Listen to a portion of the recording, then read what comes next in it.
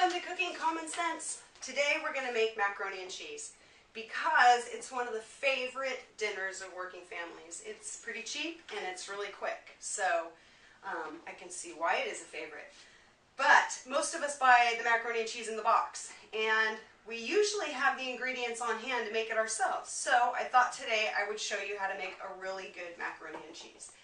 The ingredients are going to be macaroni, elbow macaroni, and flour, about 3 cups of cheese, and some butter, salt and pepper, and some milk.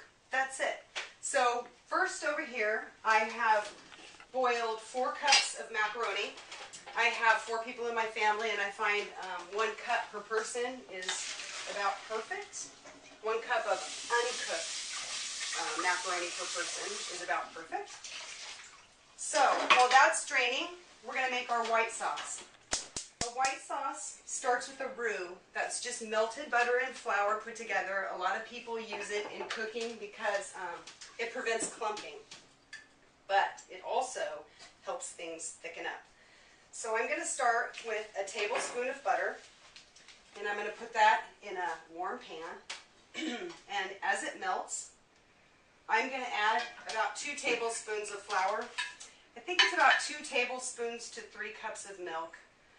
But it's easy to just do it as you go because you add the milk after the roux has been made, so you know when it's thick enough. You don't have to guess. Start mixing these up until they become a paste.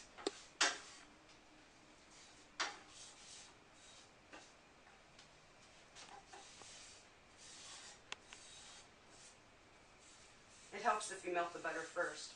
When my mom used to make macaroni and cheese, she used just milk, and the milk would curdle a little bit, and I thought that it didn't add enough flavor, and also it was a little dry. Sorry, Mom. So I started making the white sauce. Now I'm adding salt. I'm probably adding a couple of teaspoons of salt because keep in mind there is no salt in the macaroni or in the milk. So it needs a little bit of seasoning. Put a little bit of pepper in there. I like kind of a lot, maybe half a teaspoon. You might like more. You might not like it. If you don't put it in. So once it gets really loose, the paste starts getting loose and hot. And when it just starts to smell like it's cooking, starts to get kind of brown, that is when we want to start adding our milk. Now add it slowly, and the milk will just incorporate really easy into your roux. Try not to slop it around like me. And if not, don't panic. If it does start to clump, just work it, and it'll get smooth again.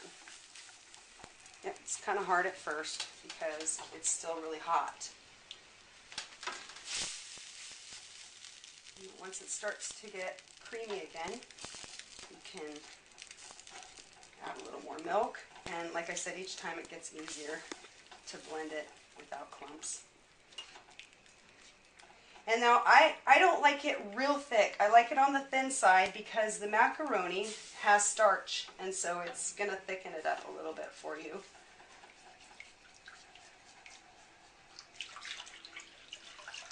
So when that gets hot, it's going to be about perfect. Now another thing that I do is I add half my cheese to this sauce because I like the cheese to get incorporated with the macaroni. So usually use cheddar cheese, but you can use whatever you want. Somebody left this Mexican blend at my house because we had a taco party. I threw it in the freezer, and I didn't have as much cheddar as I wanted, so I just supplemented with that. As you know, we're into whatever you have. Make it work. It'll still be good. Nobody will know. So you give this just a second to heat up. The cheese will start melting in. This is also a great sauce with broccoli. It's basically a cheese sauce. Just make a little less white sauce and a little more cheese. So once you start to see the pieces of cheese kind of melt, then you get your macaroni and you put it in your dish.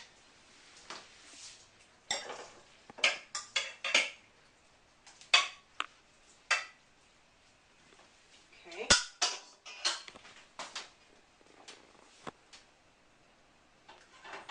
And then you just pour your sauce.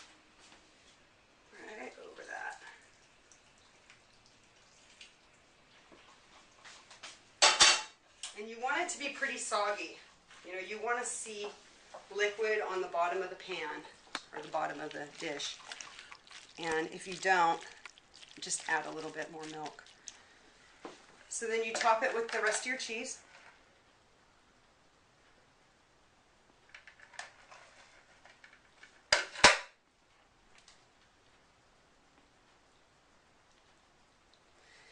And then you put it in a 350-degree oven for about 20 minutes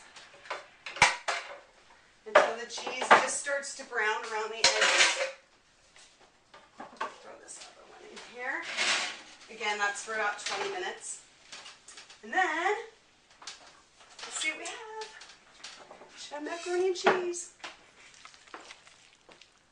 That's it. That's our macaroni and cheese. And I'm going to give some to my sister and we're going to see what she thinks. So I hope you enjoyed our recipe and we appreciate you watching, and go make some macaroni and cheese. See you next time.